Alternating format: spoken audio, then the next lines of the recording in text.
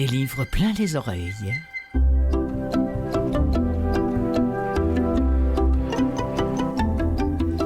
Et nous sommes en 2026 et voici le premier épisode de ce balado qui en compte déjà 224, du moins depuis qu'il s'appelle Des livres plein les oreilles.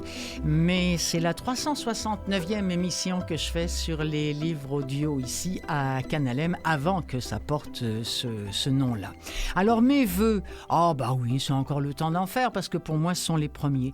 On va vous les souhaiter bien bonnes à plus d'une reprise, je vous le dirai peut-être, mais je voudrais surtout vous la souhaiter bonne à plus d'une manière en ce début d'année. Alors, écoutez, je voudrais ici souhaiter surtout, peut-être pour vous qui aimez le livre audio, pour moi, mais aussi pour tous les artisans qui font l'univers du livre audio, je voudrais leur souhaiter cette année une année différente des autres. Autrement dit, je voudrais que tout d'un coup, nos gouvernements cessent de faire la sourde oreille. C'est le cas de le dire quand il s'agit de livres audio et qu'ils fassent comme dans les plupart des pays au monde, s'arranger pour que de plus en plus de personnes, et pas seulement les non-voyants ou les gens malades de difficultés particulières, aient accès à cette autre façon de lire. Voilà, je l'ai dit. Alors, bonne année aux livres audio et à tous ceux qui en font et à vous qui en écoutez. Pour commencer l'année en douceur et en sagesse, une voix et une plume de chez nous, une voix que vous aimez, une voix caressante, une voix qui rassure, qui soutient, qui exhorte à la paix de l'esprit, le vôtre, et espérons-le, celui de la terre. Et puis, juste après, un sujet qu'on entend beaucoup en ce début d'année. Cette année, moi, c'est certain, j'arrête. Faites-vous partie de la gang, de ceux qui vont arrêter de fumer, qui vont arrêter de boire. Bon, voulez-vous un petit coup de pouce? Allez, j'ai ce qu'il vous faut.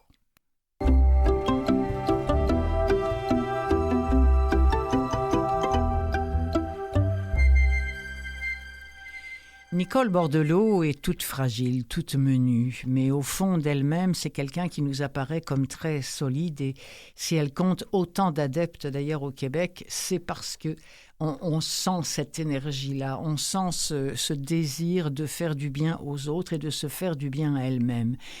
Mais elle n'est pas, comme tout le monde, à l'abri de gros soucis, et c'est ce qui lui est arrivé en 2023, une véritable traversée du désert. Elle dit qu'elle a été fragilisée par l'effritement de ses repères.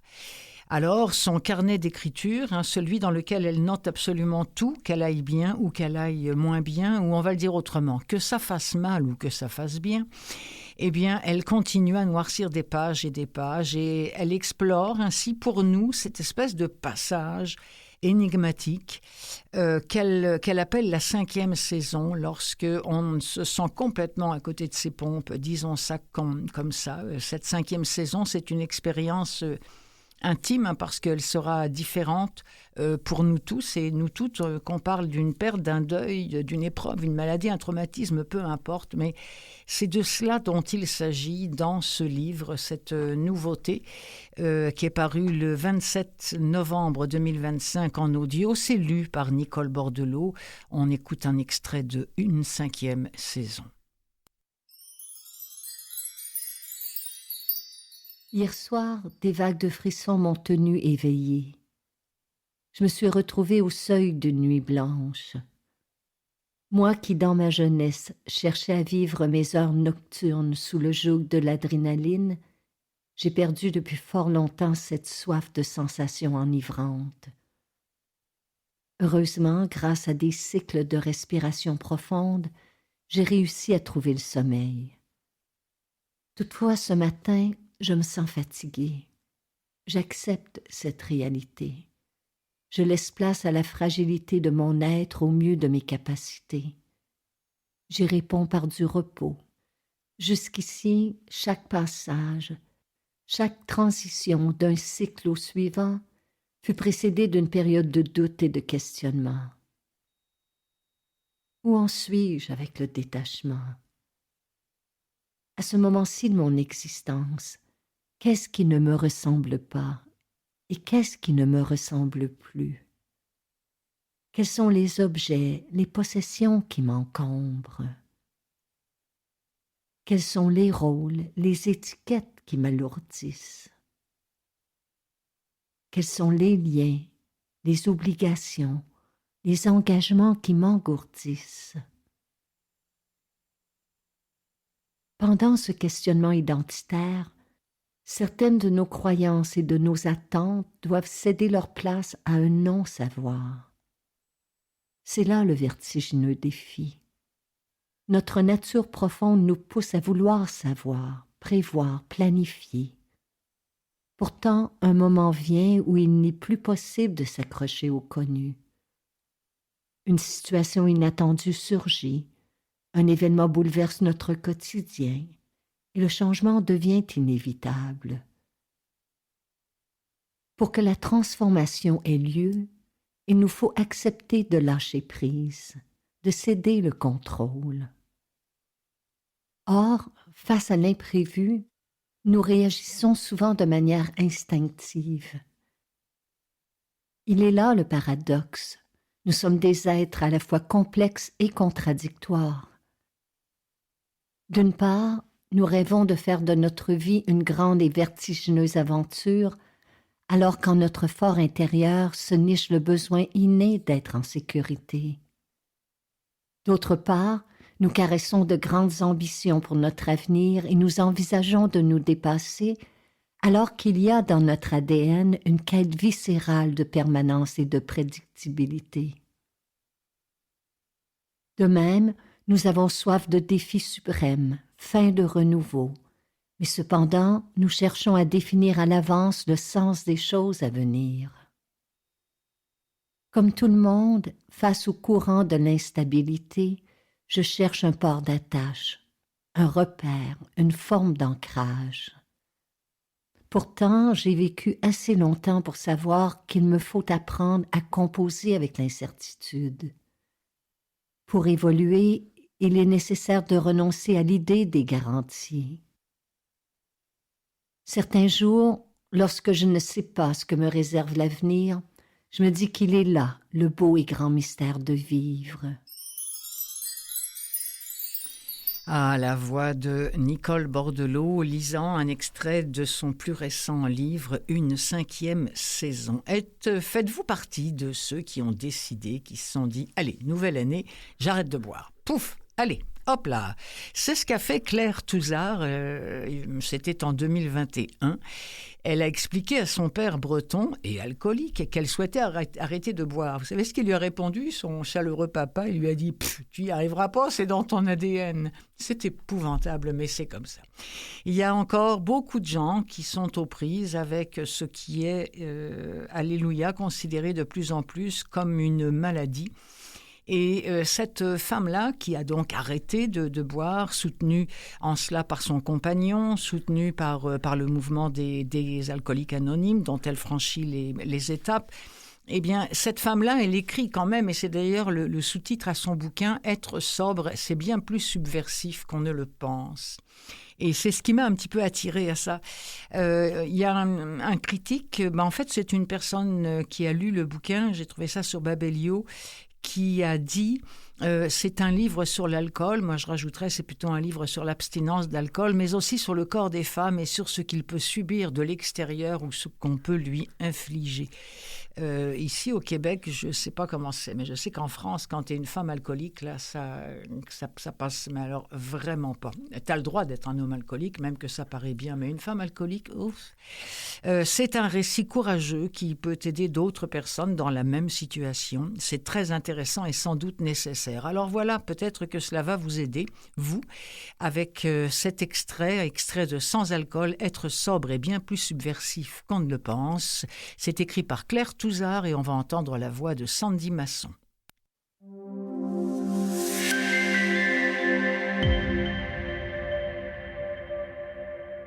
S'installe parfois la frayeur de l'abstinence totale. De voir ma vie basculer dans une autre dimension. Mon quotidien n'est désormais plus cimenté par l'alcool, par les apéros, les dîners arrosés. Or, il me semble encore que mon existence se réduisait à ces festivités. Que vais-je faire à la place? Quel sera mon futur? Pour hausser l'anxiété, je descends prendre l'air avec ma chienne Gloria. Nous errons dans mon quartier.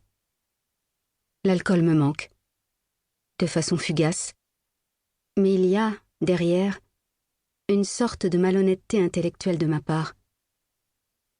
Comme si mon cerveau désirait faire fi du côté négatif, pour ne me rappeler que de belles images. Des mirages. C'est bien là le problème, m'a dit Alexandre. L'alcool est un plaisir, et vouloir s'en passer se révèle très complexe. Quand on arrête, le plus dur est d'associer ce plaisir vendu par tous. Par les vignerons, le caviste au coin de la rue, votre beau-père, votre meilleur ami, à quelque chose qui détruit votre vie. La société ne fait pas cette distinction.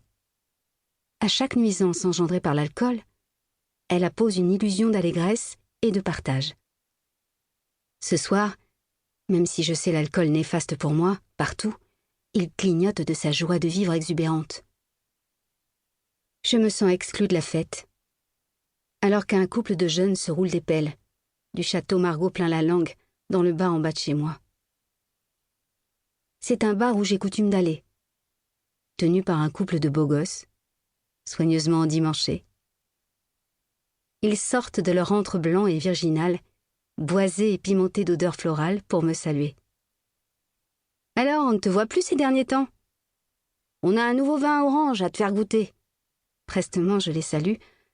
Je n'ose pas leur parler de mon nouvel état. Je ne suis plus de cette culture-là. Je leur dis mentalement, écartelée par une tragédie interne. Adieu. Plus loin, des étudiantes un peu excitées jettent des cris rauques sur la chaussée. Leurs ongles peints s'agitent dans les airs. Elles parlent de mecs ou de petites galères. Elles sirotent leur pinte avec avidité. Ma coiffeuse s'en jette un, au bistrot, avec la boulangère et son chien. Elle me propose un demi, je prétexte un dîner. Dehors, tout le monde trinque, avec une excitation proportionnelle à l'avancée de la nuit. Cette rumeur que forment les verbes légèrement éméchés, les corps qui se chopent et s'entrechoquent, qui fendent la nuit vers un bar bondé. Tout cela semble lointain. Je n'habite plus ce monde-là. Je ne fais plus partie, me dis-je, de la liesse générale. Je suis une étrangère en mon propre pays. Une damnée, une traîtresse. Je ne partage plus l'amour du pinard. Je rate cette heure bénie où l'on noie ses coups durs et ses grandes joies sous des grands crus. Je ne partage plus rien avec la société française. Ce constat m'érafle légèrement le cœur. Je ne trinquerai plus. Pas ce soir, ni aucun autre. Ce sentiment définitif est puissant, vertigineux. Mais il est sans appel. Car au fond, je le sais bien. Ce que je gagne est bien plus immense que ce que je perds. Oui, c'est quelqu'un qui a l'abstinence un petit peu amère, cette femme Claire Touzard qui a écrit « Sans alcool, être sobre est bien plus subversif qu'on ne le pense ». Il y en a une autre qui, elle, a eu l'alcoolisme destructeur et qui a connu une abstinence heureuse. Cette femme-là s'appelle Laurence Cottet. Elle a écrit un livre qui s'appelle « Non, j'ai arrêté, trouver un chemin de sortie face à l'alcool ». C'est une autre femme, oui, qui a brisé le tabou, elle-même complètement brisée par la maladie de l'alcoolisme. Parce que oui, c'est une maladie qui attaque le cerveau, bien sûr, mais pas tous les cerveaux. Comme la migraine, par exemple, n'atteint pas tout le monde ou n'importe quelle maladie qui nous emporte ou nous emporterons. Alors certains sont emportés par cette maladie de l'alcoolisme. Je vous présente Laurence Cottet, qui le fut, qui ne l'est plus depuis maintenant de nombreuses années. C'est vraiment quelqu'un d'inspirant et c'est une aide certainement plus saine que pas mal de médicaments qu'on vous donnera peut-être si vraiment vous décidez un jour de devenir sobre. Voici un extrait de « Non, j'ai arrêté » avec la voix de Laurence Cottet puisque c'est le prologue.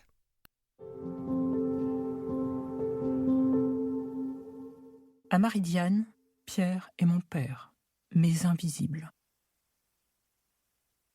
En préambule, le jour où mon destin a basculé, de l'enfer à un petit coin de paradis. Tout a basculé en l'espace de 3 mois. La catastrophe devait arriver, ce n'était qu'une question de temps. Les portes se refermaient une à une, cela devait se terminer ainsi, je le pressentais depuis longtemps. Je ne le redoutais pas, car je voulais en finir, lasse de me battre seule. 10 années d'alcoolisme dans les veines, un suicide à petit feu. Le vin, au début, était mon meilleur compagnon pour masquer ma trop grande solitude. Qu'il soit cuit, sec ou moelleux, frais ou ambiant, blanc, rouge ou rosé, pétillant, il me donnait toujours l'euphorie et l'ivresse. Il m'assommait dans un lit défait et devenu froid. Il remplissait mon réservoir émotionnel, vide d'amour depuis de nombreuses années. Depuis la mort de mon mari, Pierre, la solitude peut causer de terribles ravages dans l'âme humaine.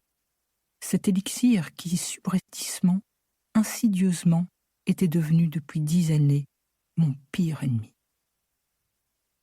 Je ne vivais plus que pour lui. J'avais perdu la liberté de m'abstenir de boire. Lorsque d'autres le sirotaient, je lampais le mien, je ne maîtrisais plus ma consommation. Début novembre 2008, 9h. Je rentre à pas compter, forcé, timide, dans une librairie bien achalandée située dans le 14e à Paris. J'ai de la chance. Il n'y a pas grand monde à cette heure creuse. Je me dirige vers une vendeuse qui m'apparaît ouverte. « Bonjour madame, je cherche un livre sur l'alcool, sur les effets de l'alcoolisme, un ouvrage concret et pratique pour m'instruire. » Un lourd silence s'installe. Elle me dévisage visiblement surprise, presque gênée. D'autres têtes se retournent vers moi. Ma question intéresse, interpelle, dérange plutôt. Vous comprenez, ce n'est pas pour moi, mais pour une amie qui boit un peu trop, et je voudrais qu'elle se rende compte aussi avec un livre ou un document témoignage, peut-être que c'est plus facile. Donc, lui faire comprendre qu'elle est dans l'excès, ou dans la dépendance sans doute, mais peut-être aussi qu'il y a des solutions à son problème avec l'alcool. Je bafouille, je baisse les yeux, la honte me tétanise, me muselle. Silencieuse, la jeune dame me scrute avec des yeux de varan. A-t-elle compris que ce livre est pour moi? Que je mens? Que je biaise par honte de mon état? Sans doute car les signes de mon visage trahissent depuis bien longtemps mon alcoolisme, et je le sais. Elle répond d'emblée d'une voix sèche et cassante. « Non, désolée, madame, nous ne vendons pas ce type d'ouvrage. » Un long silence. Je tremble de tout mon corps, mon âme est en berne. Je baisse les yeux. Je sors, le regard à terre, les épaules rentrées, portant les mines que je devine plombées des têtes bien faites, bien pensantes des quelques clients de ce magasin. Je suis sans doute la honte de ce début de matinée.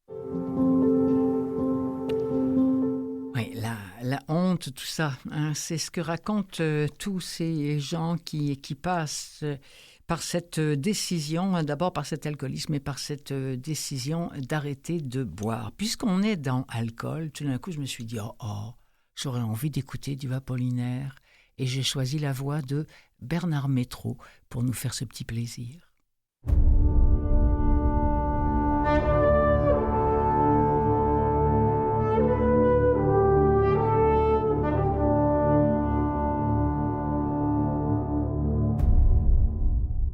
Aujourd'hui, tu marches dans Paris. Les femmes sont ensanglantées, c'était, et je voudrais ne pas m'en souvenir, c'était au déclin de la beauté. Entouré de flammes ferventes, Notre-Dame m'a regardé à Chartres. Le sang de votre Sacré-Cœur m'a inondé à Montmartre. Je suis malade d'ouïr les paroles bienheureuses. L'amour dont je souffre est une maladie honteuse. Et l'image qui te possède te fait survivre dans l'insomnie et dans l'angoisse. C'est toujours près de toi, cette image qui passe. Maintenant tu es au bord de la Méditerranée, sous les citronniers qui sont en fleurs toute l'année. Avec tes amis tu te promènes en barque. L'un est Nissard, il y a un Mentonasque et 2 Turbiasques. Nous regardons avec effroi les poulpes des profondeurs, et parmi les algues nagent les poissons, image du Sauveur. Tu es dans le jardin d'une auberge aux environs de Prague. Tu te sens tout heureux. Une rose est sur la table, et tu observes, au lieu d'écrire ton conte en prose, la cétoine qui dort dans le cœur de la rose. Épouvanté, tu te vois dessiner dans les agates de Saint-Vie. Tu étais triste à mourir le jour où tu t'y vis. Tu ressembles au Lazare affolé par le jour. Les aiguilles de l'horloge du quartier juif vont à rebours, et tu recules aussi dans ta vie, lentement, en montant au Ratchine et le soir en écoutant dans les tavernes chanter des chansons tchèques. Te voici à Marseille, au milieu des pastèques. Te voici à Coblence, à l'hôtel du Géant. Te voici à Rome, assis sous un efflier du Japon. Te voici à Amsterdam avec une jeune fille que tu trouves belle et qui est laide. Elle doit se marier avec un étudiant de Leyde. On y loue des chambres, en latin cubicula locanda. Je m'en souviens, j'y ai passé 3 jours, et autant à Gouda. Tu es à Paris, chez le juge d'instruction. Comme un criminel, on te met en état d'arrestation. Tu as fait de douloureux et de joyeux voyages avant de t'apercevoir du mensonge et de l'âge. Tu as souffert de l'amour à 20 et à 30 ans. J'ai vécu comme un fou et j'ai perdu mon temps. Tu n'oses plus regarder tes mains et à tout moment je voudrais sangloter sur toi, sur celle que j'aime, sur tout ce qui t'a épouvanté.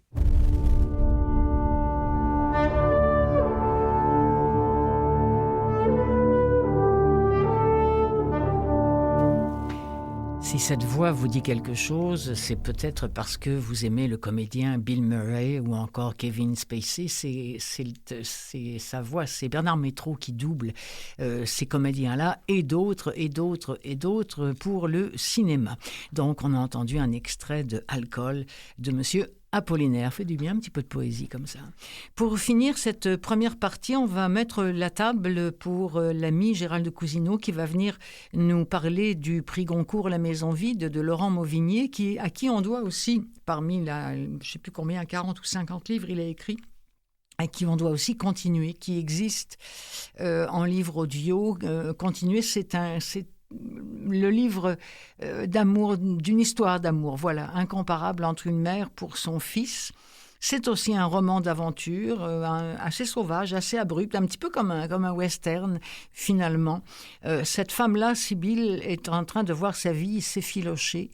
Elle a un fils et elle redoute que pour son fils ce soit la même chose. Alors elle vend tout pour amener son fils Samuel dans cette grande aventure. On écoute un extrait de Continuer.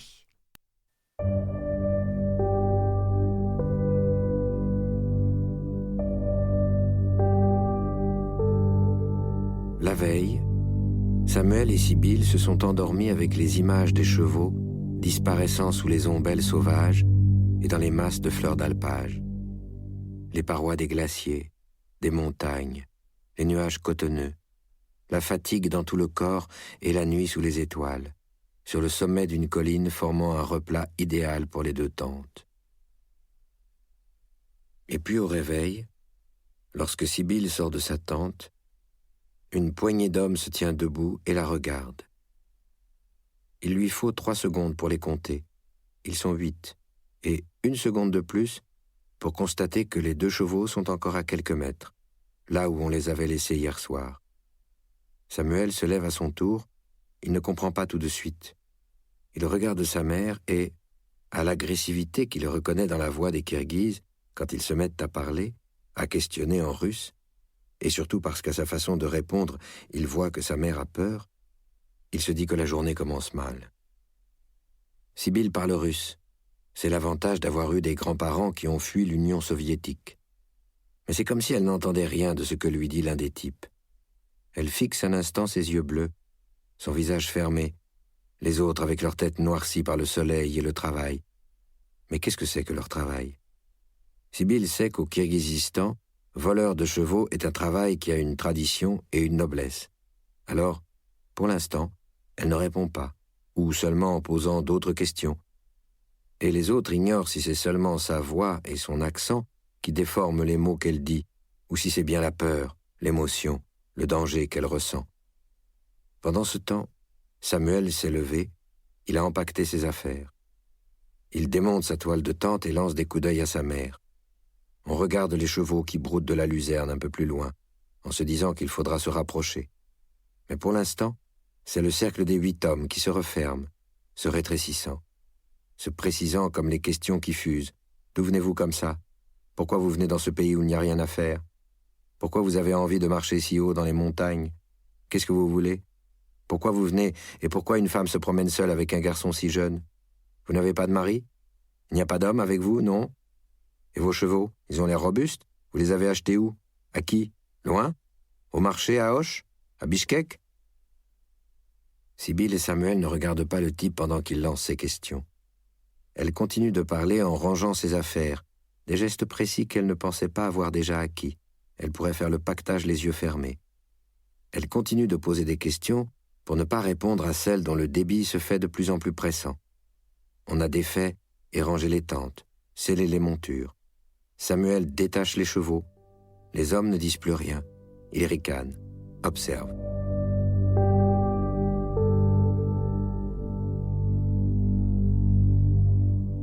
Dans Télérama, Martine Landreau rend un vibrant hommage à ce livre-là, Continuer, de Laurent Mauvigné, en disant que rarement Mauvigné avait osé une telle évidence des sentiments, une telle puissance du don à l'autre, puisqu'il faut rappeler que cette mère Sibylle va tout faire pour sauver la vie qui s'étiole de son fils Samuel. C'est pour ça qu'elle l'amène en Kyrgyzstan faire cette espèce de voyage initiatique où les chevaux ont une grande importance. Cela met la table pour mon ami, qui est déjà d'ailleurs je pense au bout du film et qu'on va accueillir d'ici quelques secondes, Gérald Cousineau, qui lui a écouté et réécouté pour nous La Maison vide de Laurent Mauvigné, prix Goncourt, lu également par la voix qu'on vient d'entendre dans l'autre livre de Mauvigné, Continuer, c'est la voix de Denis Podalides. Alors restez avec nous, d'ici une trentaine de secondes, je me tourne vers Gérald Cousineau et on va se tourner encore ensemble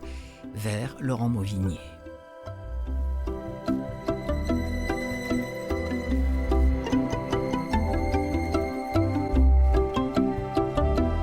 Vous écoutez des livres plein les oreilles. Vous l'avais-je dit? Je me souviens plus.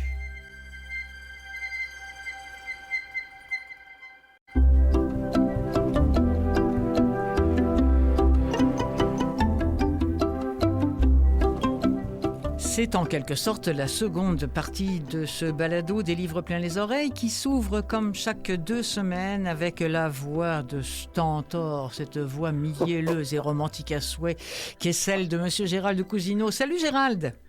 Salut Clotilde. Alors, est-ce que tes oreilles ont vibré en écoutant cette brique immense qu'est ce Goncourt de l'année?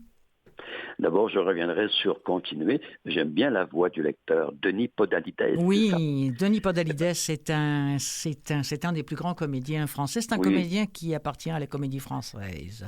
D'ailleurs, à propos de Continuer, j'ai pris la peine de le réécouter pour les besoins de notre rencontre. Alors, et j'ai eu autant de plaisir à la 2e ou 3e écoute qu'à la première. Oui, parce que Monsieur Mauvigné, Gérald, on a l'impression, moi en tout cas, je connaissais pas. Ben oui, je connaissais son nom, je savais que c'était un auteur, mais je n'avais aucune espèce d'idée de ce qu'il avait écrit. C'est pas un écrivain qui défrait la manchette comme Bec BD ou Carrère. C'est pas une vedette là, au sens traditionnel du terme. Là. Je pense qu'il aime bien vivre un peu en retrait. Mais il en a écrit des bouquins, hein? Oui, et d'ailleurs, j'allais le dire, il est très disponible en format audio. Bon. Moi, j'ai pu en écouter 6 ou 7, alors... Bon, formidable, parce qu'en audio commercial, il n'y en a que 2 disponibles. Ah bon? C'est-à-dire La Maison vide, dont vous allez nous parler, et Continuer, évidemment, dont j'ai parlé dans cette émission. C'est dommage, parce que moi, je recommanderais, entre autres, Histoire de la nuit, paru en 2022, qui est une sorte de thriller campagnard. Oh là là, il y a un suspense là-dedans là, qui n'est pas piqué des verres, là. Histoire de la nuit. Histoire de la nuit, c'est noté. Mais d'abord, donc, Alors, le prix la maison Goncourt cette vide, année, la maison vide, donc une brique, vous l'avez dit, Clotilde, de plus de 740 pages. Oui, c'est une 16 heures d'écoute, plus de 16 heures d'écoute. Ah. Mais je vous dirai tout de suite que je suis très content. Alors c'est fou parce que, excusez-moi de vous interrompre, oui. mon ami, je vous donnerai 30 secondes ou une minute de plus, je vous le promets, mais vous dites 16 heures en version accessible, mais moi, en version commerciale lue par Denis Podalides, j'ai 20h30. Oh là là, c'est curieux quand même cette différence. Oui, absolument. Mais c'est pas grave, allez, on continue. Oh oui. Donc, la maison vide de ce monsieur qui est né en 1967 à Tours, en France. Donc, il est même pas dans la fin cinquantaine. Mm-hmm. C'est un dramaturge, il ne faut pas l'oublier, c'est un dramaturge et un romancier d'abord, dramaturge ensuite. Et donc, on l'a dit, prix Goncourt, le prix du journal Le Monde, prix Lanterneau, etc. Donc, plusieurs prix. Donc, la maison vide, c'est quoi? Ben là, c'est une véritable machine à remonter le temps que ce roman. D'ailleurs, je mets le mot roman entre guillemets, là. Donc, vraiment une machine à remonter le temps parce que ça couvre à peu près 150 ans de l'histoire familiale de Laurent Mauvigné. Nous nous retrouvons à la fin du 19e siècle quand même. Mais le prétexte, c'est qu'en 1976, le père du narrateur, donc le père de Laurent Mauvigny, va rouvrir une maison que sa mère lui a léguée. Elle a été abandonnée depuis une vingtaine d'années. Et là-dedans, il y a quoi? Il y a un piano. Le piano va occuper une grande place dans ce livre. Il y a un piano, il y a une commode qui, elle aussi, est très importante dans le roman. Il y a des papiers, des photographies très importantes aussi. Donc, ça se passe en 1976. Et ce père-là, donc, bizarrement, il va se donner la mort en 1983, alors que Laurent Mauvigny, je l'ai dit, est né en 67, donc il a 16 ans en 1983 quand son père se donne la mort, et il va essayer de comprendre. Donc, il va remonter vraiment le temps, mais il va le faire à partir de la fin du 19e siècle. Pourquoi? Parce qu'il remonte au temps où il y avait Firmin. Firmin, c'est l'ancêtre. C'est l'arrière-grand-père du narrateur. Ouais. Et il est patron de la ferme. C'est une ferme près de l'Abbasset. Je ne connais pas ce village, cette petite ville. C'est près de Lille. Aujourd'hui, ça fait partie de Lille. Donc, dans le nord, je pense, dans le nord de la France. Oui, c'est ça, exactement. Donc, c'est dans ce coin-là. Il a une grosse ferme. Il est le patron, un patron assez dur. Là. Il a des employés, tout ça. Et ce patron-là a une femme, bien sûr, qui s'appelle Jeanne-Marie. Il a une fille qui s'appelle Marie-Ernestine. Marie-Ernestine, c'est une des 3 femmes maîtresses, si on peut dire, de ce roman. Parce que le roman est vraiment dominé par 3 femmes. Il y a Jeanne-Marie, la mère, dure, intransigeante. Il y a sa fille, Marie-Ernestine. Marie-Ernestine, elle aime beaucoup le piano. Elle a découvert cette passion au couvent, parce qu'elle passe 8 ans au couvent. Et quand elle va sortir du couvent, qu'est-ce qu'elle va trouver à la maison? Eh bien, son père lui a acheté un beau piano noir. Mais elle qui voulait aller au conservatoire de Paris, non. Le père pose une condition. Tu as le piano, si tu épouses l'un de ses employés qui s'appelle Jules. Petite déception quand même. Ouais. Elle va l'épouser et elle ne l'aime pas, mais elle va finir par l'accepter. Elle va finir par l'aimer finalement. Donc Jules et Marie-Ernestine s'épousent en 1905. Entre-temps, Firmin, l'ancêtre, le père, meurt lui en 1906. Bon, oui, alors attendez, là je voudrais pas... retenez bien votre idée, mais parce que je voudrais qu'on aille peut-être tout de suite à l'extrait, parce que dans l'extrait, donc, si je vous comprends, on est avec le père de Laurent Mauvigny, qui donc découvre cette pièce dans cette maison que lui a léguée son propre papa, et donc il est en train d'ouvrir les tiroirs de la commode pour y trouver, on va voir ce qu'il y trouve. Drôle, je m'étais mis une note. Dire tout de suite qu'on écoute l'enregistrement. Et je suis passé par-dessus. C'est pour ça que je me suis permise deux. Pour ne pas qu'on aille trop loin, on va revenir. Alors, on écoute cet extrait et c'est toujours la voix de Denis Podalides. Pourquoi j'ai passé ma matinée à la chercher, cette Légion d'honneur? Je ne me le rappelle même plus. Seulement que soudain, il a fallu que je la trouve, que je la prenne entre mes doigts, comme si c'était immiscer un doute, une incertitude quant à sa réalité, comme si elle n'avait pu exister que dans un tiroir de mon imagination. Pourtant, c'est sûr, j'ai vu ici, touché, soupesé, il n'y a encore pas si longtemps, quelques semaines, quelques mois, moins d'1 an, il me semble, ce tissu rouge vaguement moisi, l'étoile à 5 rayons doubles émaillée de blanc et surmontée de sa couronne de chêne et de laurier, au revers le drapeau et l'étendard, la devise « Honneur et patrie ». Je l'ai vu, Mais ce n'est pas un fantasme ou la vague réminiscence d'un rêve, non. Alors j'ai fouillé de fond en comble comme un forcené dans la commode. J'ai ouvert tous les tiroirs, j'ai même cherché parmi les serviettes et les draps, n'importe quoi, dans l'armoire normande de l'autre chambre, celle du fond, du côté du jardin et des 3 chênes qui bordent la clôture. Bien sûr, je n'y ai rien trouvé. Alors je suis revenu à la commode, accélérant presque le pas, comme si une fraction de seconde, c'était la commode elle-même que j'aurais pu avoir inventée. Et pourquoi pas les souvenirs de mon père, dans leur boîte d'un bois brun dégageant une senteur de miel, poussiéreuse, un relent de sous-bois contenant les reliques que je connais le mieux, des objets que je l'ai vu porter, que j'ai vu vivre avec lui, des boutons de manchette, une pince à cravate argentée à motif tartan. Reliques qui signent, pour ainsi dire, sa mort, en le figeant dans ses 46 ans. Mon père. Et oui, mon père, qui se donne la mort alors qu'il a 46 ans quand même. Et c'est ça qui frappe dans l'histoire dans ce roman. Ce n'est pas Jojo, oh là là, Oui. On passe comme de malheur à un autre. D'ailleurs, il y a un critique qui lui a reproché ça, le sérieux de l'auteur. Mais quand on écoute, quand on lit tout ce qui leur est arrivé, tout ce qui est arrivé à cette famille, c'est une saga familiale, je l'ai dit, mais ça n'est pas assez des vertes et des pas mûres. Donc, je reviens un peu à Jules et Marie-Ernestine, qui, elle, a eu son destin contrarié. Elle voulait vivre du piano. Finalement, elle va épouser Jules, elle va rester à la ferme. L'ancêtre Firmin va mourir, tout ça.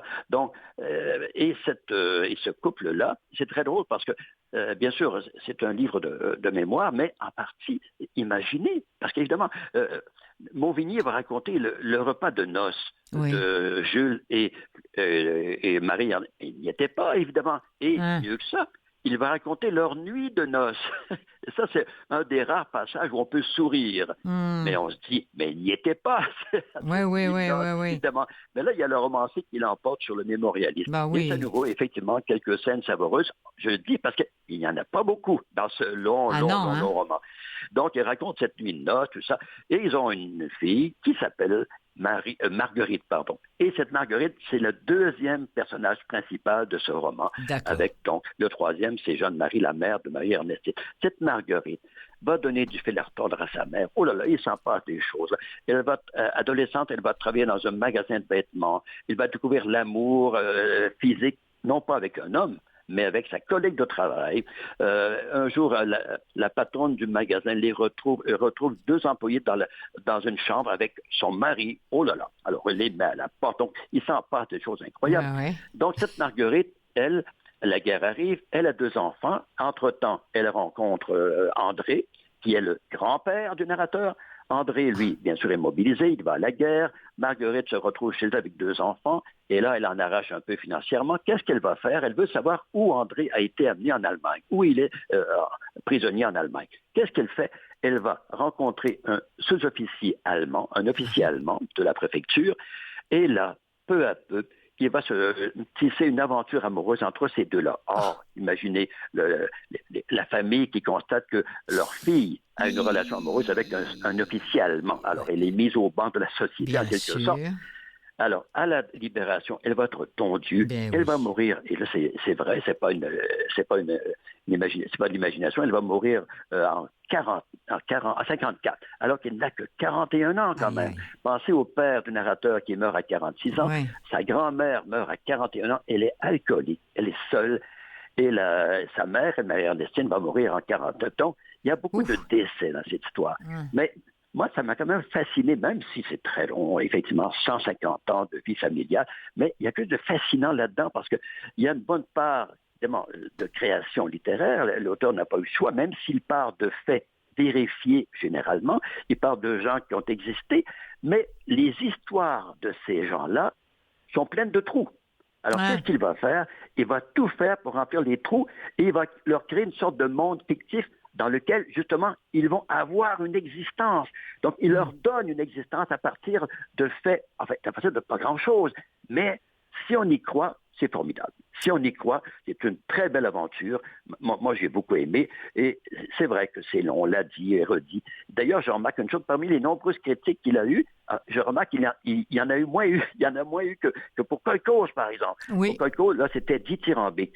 Pour Mauvigny, c'est un peu plus, je dirais pas tiède, mais c'est un peu plus froid. Et je voulais parler d'un bémol, parce que notre ami, entre guillemets, Frédéric Becbédé, Oui. qui est critique littéraire au Figaro Magazine, il va dire une petite méchanceté, il va dire avec ironie, et le titre de l'article, c'est « Pourquoi Laurent Mauvigné...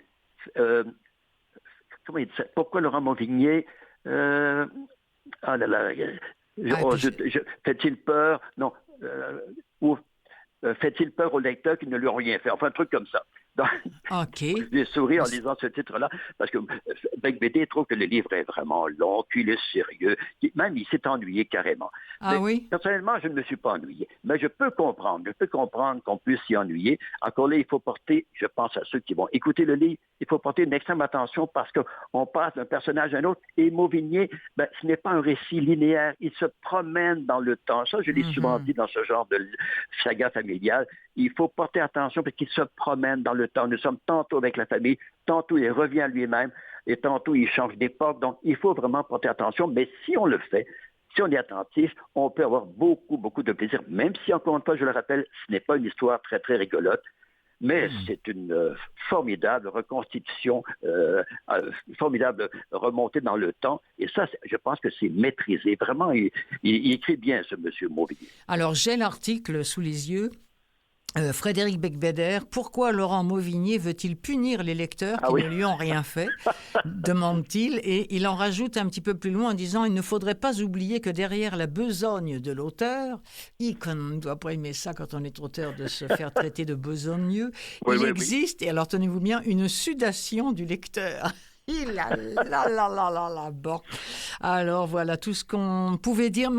Merci beaucoup Gérald parce que c'était pas évident de nous raconter, de nous faire la synthèse encore une fois de ce livre-là qui fourmille de naissance et de mort et de non-dits, mais vraiment vous avez fait ça comme un as. Alors merci infiniment et puis oui, je vous recommande si vous avez envie de le réécouter la version de Denis Podalides parce que c'est vraiment... Et de lire d'autres livres de Mauvigné, je pense qu'il vaut le détour amplement. Merci beaucoup Gérald, c'était une très bonne façon de commencer l'année avec ce Goncourt 2025. Alors je nous en souhaite encore beaucoup de ces chroniques délicieuses que vous nous faites à ce balado des livres plein les oreilles. Prenez soin de vous Gérald. Au plaisir et à bientôt.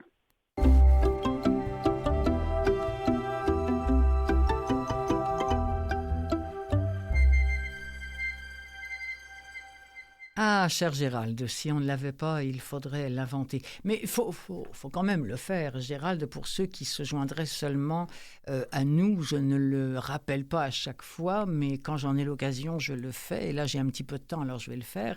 Gérald est totalement aveugle. Et moi, je l'ai connu à une époque où il voyait encore un peu. Mais au fur et à mesure, la dégénérescence a fait son œuvre et maintenant, il est vraiment totalement aveugle. Et quand il écoute un livre audio, il en écoute au moins entre 5 et 10 par semaine et il les écoute plusieurs fois.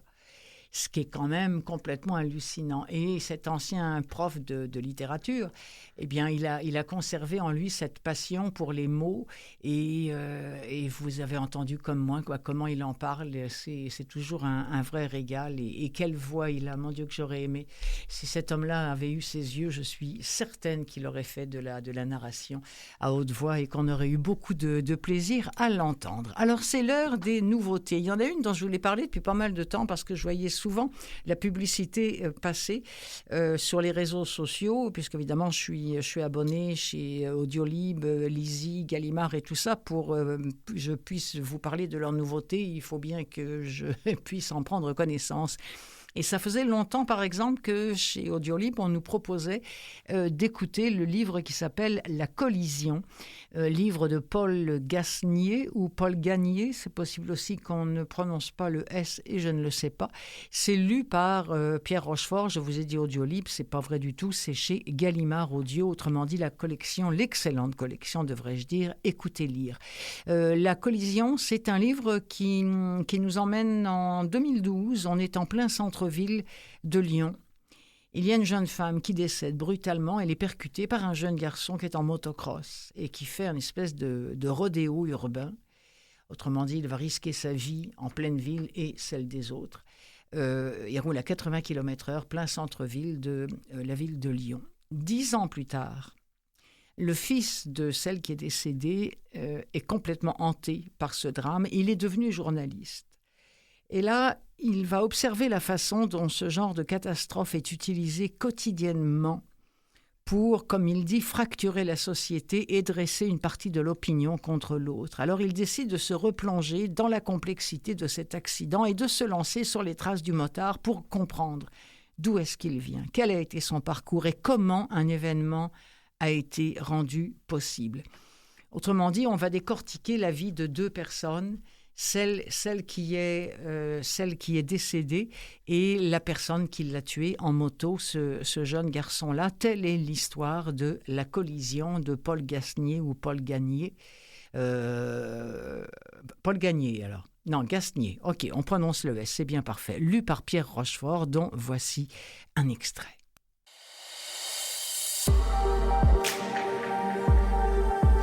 Racaille. Le mot interdit, que si peu de responsables politiques ont osé prononcer. Il est enfin répété, assumé, jeté à la face des médias dans un sourire libérateur. Un mot qui ne veut rien dire, mais dont on comprend parfaitement qui il désigne. Un mot de passe complice, que l'on glisse dans les conversations pour se reconnaître entre semblables. Sur scène, la violence verbale prétend n'être qu'une réponse à la violence délinquante. Une brutalité qui travestit la colère en conviction et le ressentiment en intransigeance. « Ça suffit! Ça suffit! Ça suffit! Ça suffit !» Ces mots, surpuissants, ces appels au sursaut, sont d'une redoutable efficacité. Je le sais, parce que j'aurais pu en être le meilleur réceptacle, si l'on ne m'avait pas appris à en détecter les receleurs. Tout le monde l'ignore, surtout ceux qui me jettent des pop-corns, mais j'aurais pu m'approprier l'un de ces « ça suffit ». Mon passé m'y autorise. Car au milieu des sifflets et des hurlements des hooligans, l'homme sur scène offre la traduction politique d'une colère qui m'habite depuis des années et qui me propulse au cœur de la guerre culturelle qui corrode le pays. Une colère à induction lente, née d'un homicide routier qui a brisé ma vie quand j'avais 21 ans. Une collision survenue 10 ans plus tôt, une après-midi de juin, dans une rue tranquille du centre-ville de Lyon. Le 6 juin 2012, à 17h13 précisément, selon l'horloge intégrée aux caméras de surveillance municipale, Saïd, 18 ans, qui est alors délinquant récidiviste, remontait une rue étroite des pentes du quartier de la Croix-Rousse, en roue arrière, sur une motocross lancée à 80 km/h. Après quelques mètres, il en perdait le contrôle. La roue avant percuta en pleine tête une femme de 54 ans qui pédalait devant lui à vélo. Cette femme, c'était ma mère. L'hôpital Lyon-Sud de Pierre-Bénite la déclara décédée une semaine plus tard. Ce livre est le récit de cette collision, qui n'est ni un accident, ni un meurtre. Une histoire française du début du XXIe siècle où 2 destins parallèles voués à s'ignorer se sont percutés dans un pays éclaté et malade.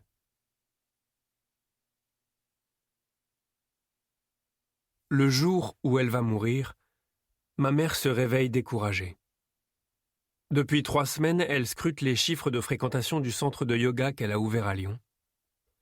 L'affaire ne marche pas aussi bien qu'espéré. Et nous avons beau lui répéter, mon père, ma sœur et moi, qu'une clientèle met du temps à se constituer, rien n'y fait. Elle a le moral dans les chaussettes. Pourtant, à 54 ans, elle a tout pour être comblée. Elle est en haut de la vague, comme ses proches diront 2 semaines plus tard, le jour de sa crémation, qui aura lieu à 5 kilomètres à peine de cette grande table où elle prend son dernier petit déjeuner. Sa fille vit en Colombie avec son mari. Son fils termine ses études et elle a prévu de partir en vacances au Liban.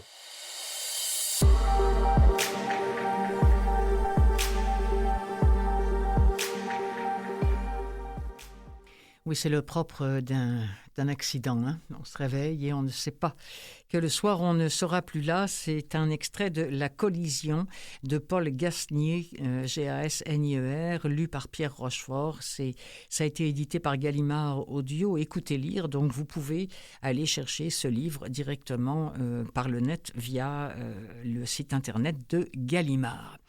On va maintenant passer, j'aime bien finir l'émission sur une note de jeunesse, sur quelques rires, ou au mieux, au moins quelques sourires, quoi. C'est plutôt sympathique. Et je suis tombée sur cette série que les parents connaissent peut-être bien, mais que moi je connaissais pas. C'est la série des petites poules. Et alors, il y a un résumé tout à fait charmant qu'on nous fait pour chacun des titres. Je sais plus combien il y en a, je pense qu'il y en a 8 en tout. 8 épisodes. Résumé par exemple, pondre, toujours pondre, il n'y a pas que ça dans la vie, moi je veux voir la mer. Ça c'est une des petites poules qui s'appelle Carmela, c'est la petite poule blanche. Son père, le coq, n'a jamais rien entendu d'aussi fou. Philonie, ordonne-t-il à sa petite poulette. Mais Carmela n'arrive pas à s'endormir, elle veut voir la mer. Et puis il y a Carmen, l'intrépide poulette. Il y a son frère, Carmelito, qui recueille un chaton horriblement noir. C'est épouvantable, ça porte malheur, un chaton noir dans un poulailler.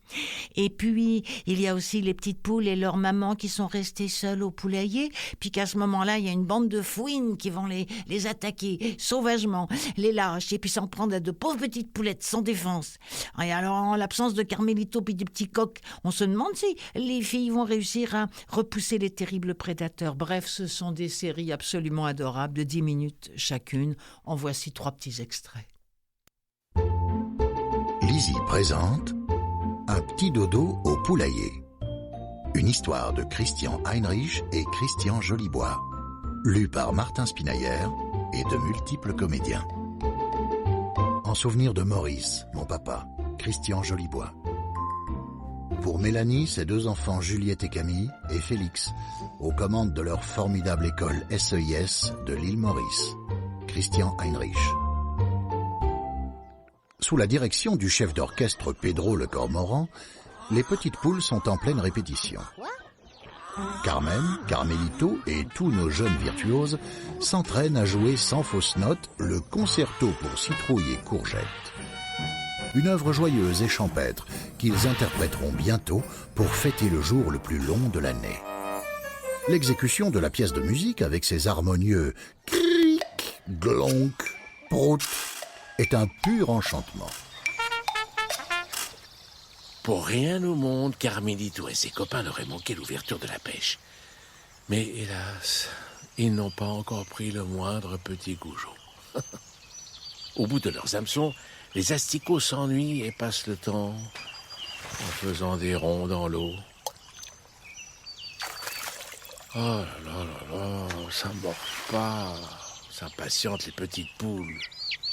Sur la berge, les jeunes poussins mènent un joyeux tapage. « Silence, les marmots !» chuchotent les pêcheurs. « Vous faites fuir les poissons !»« J'ai une touche !» s'exclame soudain Coq en pâte. « Oh, ouais, c'est un gros !» Sous le regard envieux de ses amis, Coq en pâte remonte fièrement sa prise. Ce n'est ni un saumon, ni un brochet, mais un vieux sac de toile. « C'est à moi! Écartez-vous !» ordonne Coq en pâte. À peine a-t-il dénoué la ficelle qu'il pousse un cri d'effroi. « Ah! Sauf qu'il peut! Un chien noir! Un chien porte-malheur !» La petite Carmen s'approche du rescapé. « Tu l'as échappé belle, mon chaton. Mais quelle drôle d'idée d'apprendre à nager dans un sac. » Son frère Carmelito n'est pas très rassuré. Oh, « Ne touche pas à ce matou, Carmen. On dit que les chats noirs sont maléfiques. » Comment un garçon aussi intelligent que toi peut-il croire à ces sornettes ? Se moque sa sœur. Carmelito, tout penaud, entreprend de frictionner le pauvre animal afin de le sécher et de le réchauffer. « Comment t'appelles-tu » lui demande-t-il. Le petit félin répond qu'il n'a pas encore de nom. À la ferme, c'est l'heure de la tonte. Sous les rires moqueurs des petites poules, les bergers du roi taillent à grands coups de cisaille l'épaisse toison des moutons en chantant à tue-tête. Il faut qu'un mouton soit tondu. Approche mon mignon, tu es le bienvenu. Encore un mouton de tondu. Là qu'il est moche, maintenant qu'il est tout nu. Au suivant. C'est au tour de Bellino, le petit bélier. Non, je veux pas y aller. Je refuse qu'on me prenne la laine sur le dos.